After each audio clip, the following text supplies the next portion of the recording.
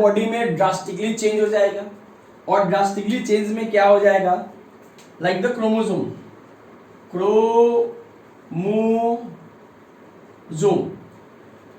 यहां पर हम लोग 3 अलग अलग तरीके के क्रोमोसोम देख सकते हैं।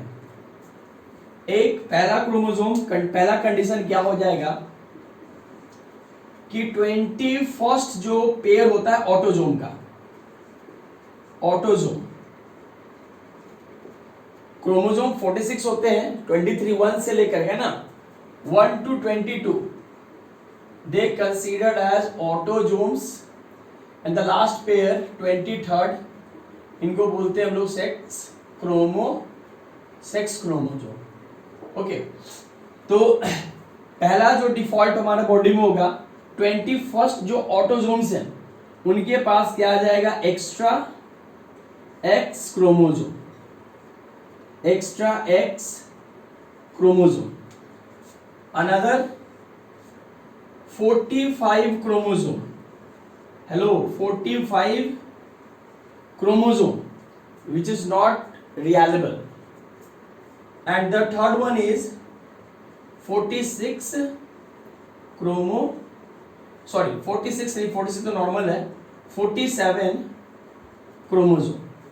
So these are the disorder, okay, these are the disorder of chromosome. You can take the screenshot, आप ले लो screenshot, क्योंकि ये सारी चीजें आपको इन फ्यूचर पढ़ना है, ठीक है।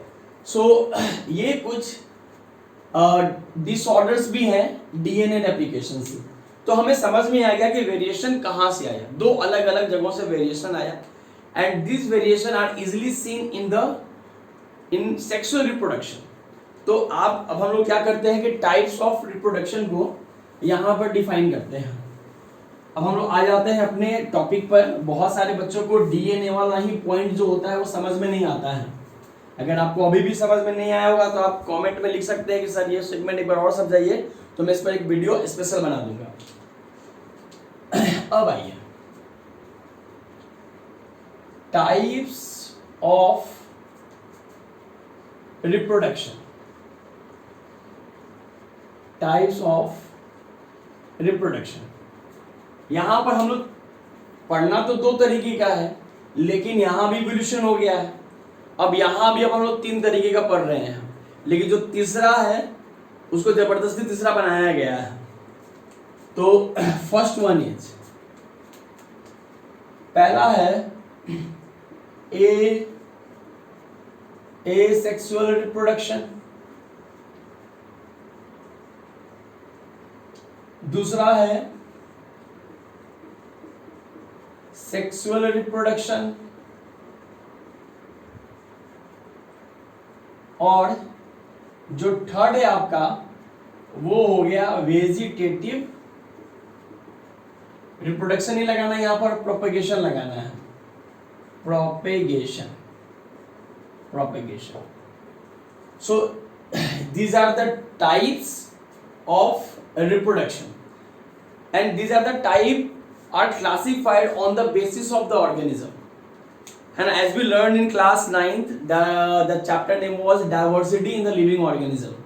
जब वो चैप्टर आप लोगों को पढ़ाया होगा 9th क्लास में, तो वो एक ड्रास्टिकली वो चैप्टर था, क्योंकि बहुत सारे ऐसे टर्म थे जो कि आपको या आपके लिए बहुत न्यू थे।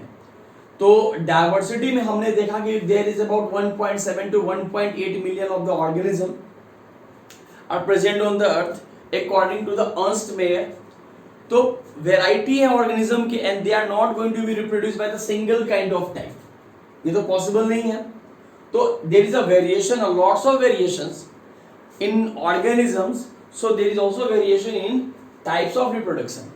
एसेक्सुअल वाले अलग कैटेगरी में है, सेक्सुअल वाले अलग कैटेगरी में है, एंड द वेजिटेटिव वाले भी एक अलग कैटेगरी है, although they are the part of asexual reproduction, but now the days we are classified the vegetative from the asexual।